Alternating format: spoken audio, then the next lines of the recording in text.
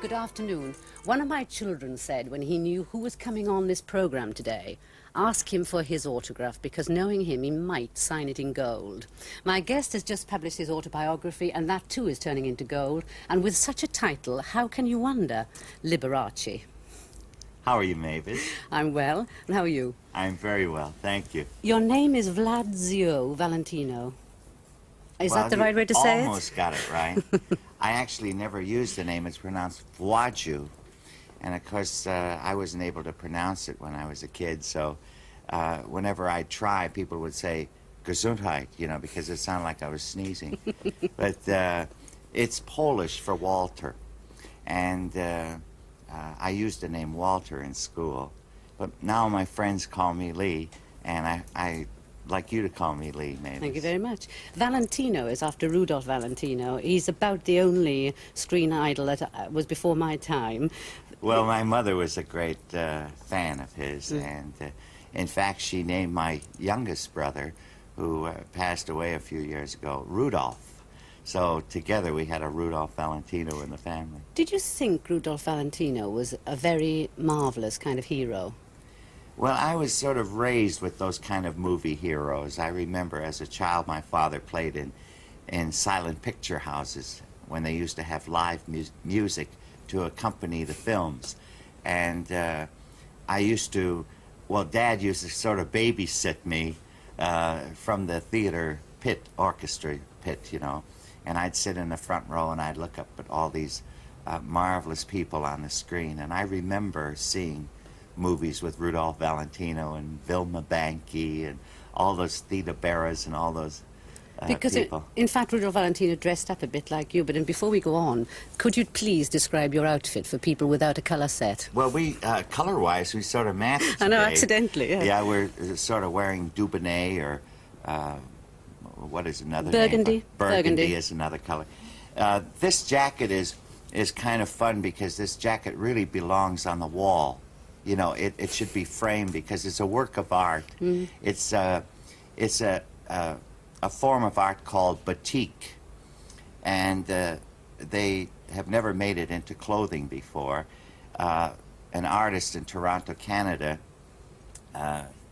made some yardage on raw silk of the batik design, which is done with wax, and they put wax where they don't want the dye to go, and then they dip it in the dye, and then they melt the wax, and then they put the wax over the part that's just been dyed, and then they apply another color. So this is sort of maroon and shades of Dubonnet or burgundy, and then blue, and then the color sort of bleeds into one another. And if I ever get tired of it, I'll just frame it and put it on the wall. You know, it would be very hard to think of you without this great acclaim that you have. Don't you sort of absolutely live off it? Well, I do now, I suppose, but I didn't always have it. Most people, I think, have come to know me, you know, since the television years. But I've been in show business. I've been in music since I was 4 years old, and I've been playing professionally since I was 13. So I've really never known any other life, and I think that if it were taken away from me, I would be, you know, a very empty person without it. It's so natural for me to think along the lines of entertainment and music because I was brought up in it and I was raised with it. Do you like playing the piano to soothe yourself?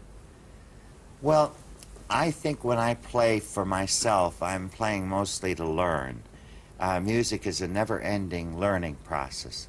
Just when you think you've, you know, mastered it all, somebody comes along with a new sound or a new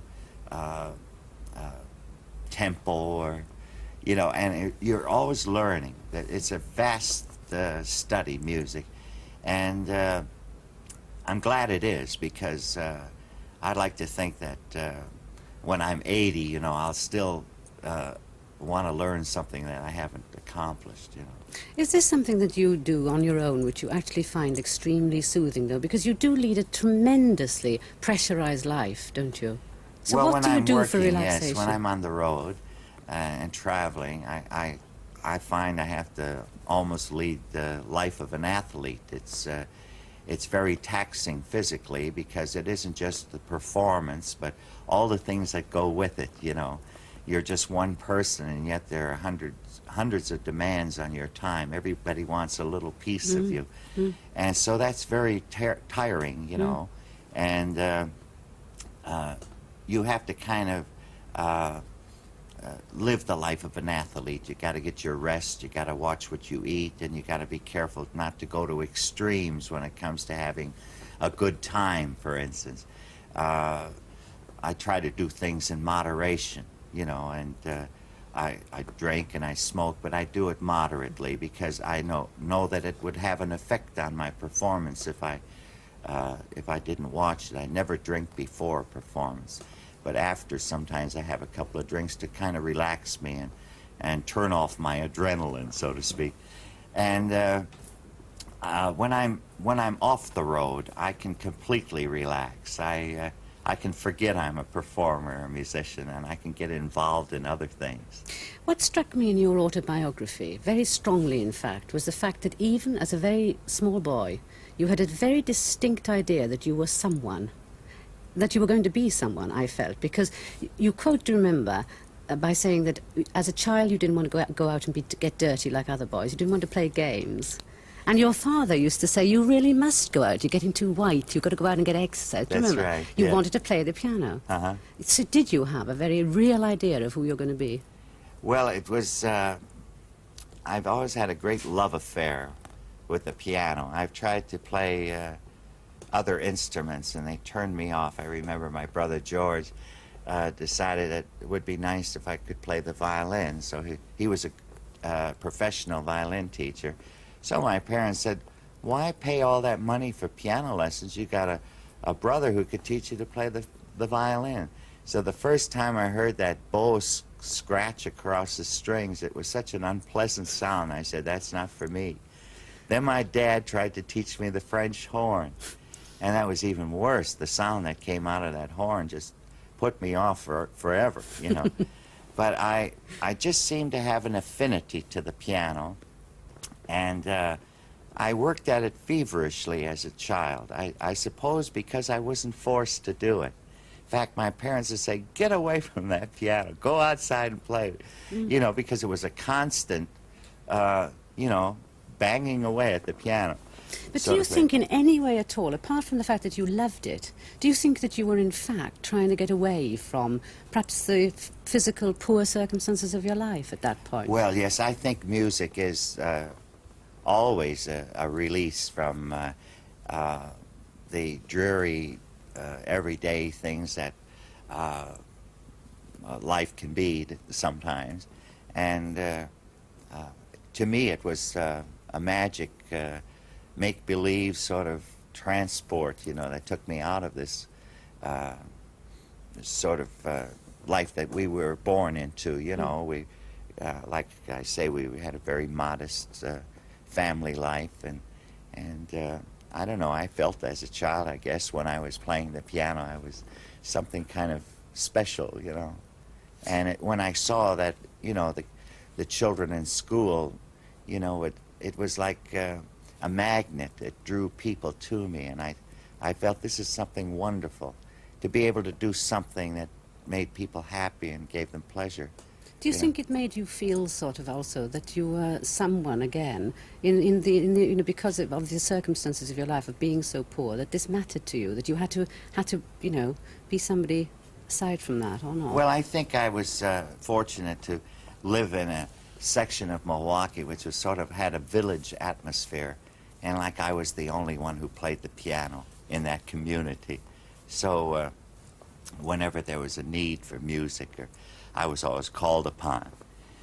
And that gave me a little edge, you know. I was a big frog in a little pond, you know. And then, of course, after I got older and branched out into the outside world, I found out, you know, that I was a very minor segment of the music world. And I had to prove myself, you know, in a more determined sort of way. And was that the cruelest thing that you had to face, which was that you couldn't be a concert pianist as such? Well, not exactly. That wasn't the disappointing thing. I suppose the most disappointing thing is when I left home and discovered, that the world wasn't really waiting for me. I had to really struggle, and rather than admit that I wasn't an immediate success, I did, other jobs to augment my musical income, which was, I gave piano lessons for a while. I had 32 students, and that sort of helped, But some of my best students, unfortunately, were the ones who were most talented who couldn't afford to pay for their piano lessons. But I still taught them because I love seeing a child develop musically, and so I did other jobs. I worked in restaurants and I washed dishes and things like that. But I think that it was worth all the struggle because the determination that has been instilled in me by my family, my early life, I think was very valuable to me in my career. Have you found it very hard to adjust to the fact that you really are so powerfully rich? I mean, almost ludicrously rich, aren't you? I really never think of it that way. I just, I certainly don't count my money before I go to bed. But it just seems that, after all these years and that these rewards have come to me, and I just sort of appreciate them and enjoy them, and I don't gloat over them. I feel that I share them with other people. And in fact, when I'm away, for 6 months, my servants live in luxury, and my dogs, they have it very, very good. Sometimes I find myself in some little place along the way that perhaps is the best accommodation that's available, and I'm sort of closed in a small little place, and I say, what am I doing here? And I have this beautiful home back in California that I could be sitting in. But yet my work is my most important and happiest thing that I do. I love performing, and when I'm on stage, I feel, that I'm in charge, and it's kind of marvelous to be able to take an audience and mold it into different emotions and draw not only laughter from them, but whatever the music calls for, Do you think that perhaps in part that's why you've never married, that being a bachelor has kept you free to express yourself as you wanted to? Well, I think my career has been perhaps the most interrupting thing because it has always come first. And most of the people I've gotten involved with romantically don't want to play second fiddle to a piano.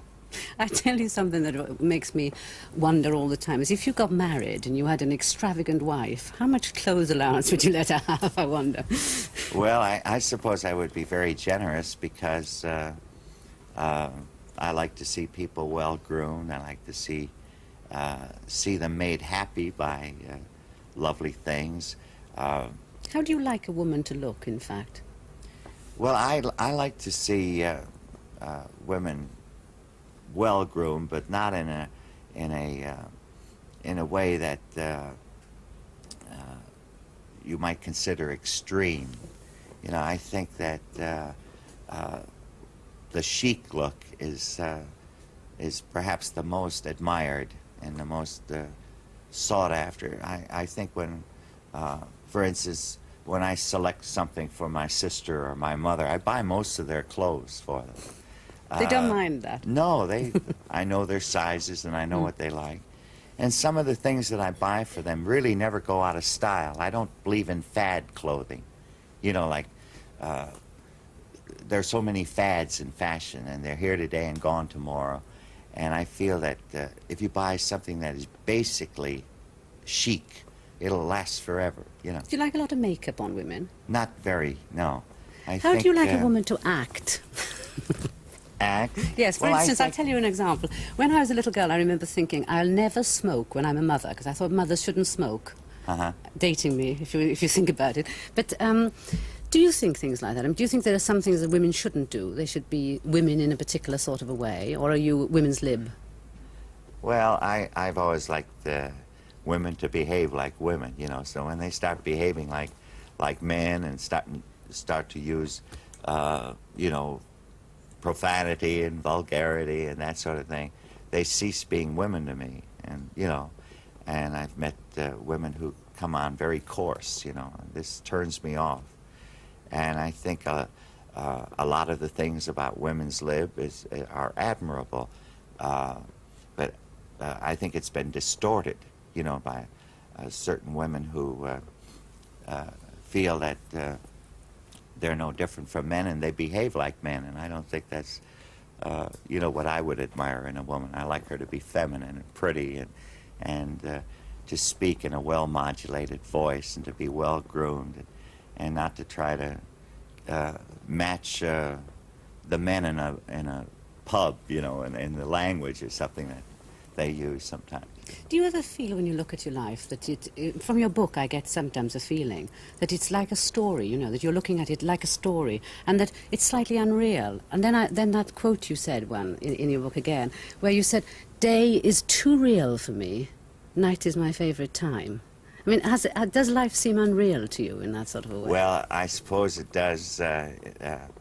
When you look at it that way, I've had some fantastic things happen to me that, well, if somebody back in, about 25 years ago predicted, you know, that some of these things might happen to me, and I said, well, you're absolutely insane. I could never face the fantastic things that you predict. And yet they have happened to me, and somehow I survived them, and I've enjoyed them, and if I had my life to live over again, I wouldn't do it any differently because it's been fantastic. I think you have to share the bad with the good, and I think altogether it molds you into a much firmer and more sensible thinking person.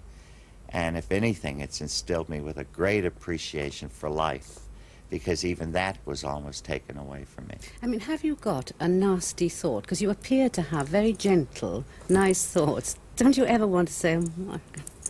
Well, I suppose I get a little uptight once in a while when I'm pushed too far, you know.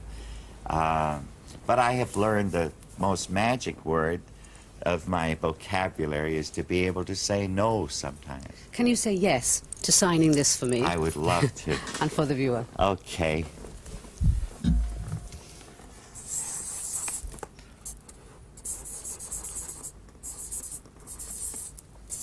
Now that's part of it, and there's the other. None genuine without this part. Okay. That takes the place of Voix du Valentine.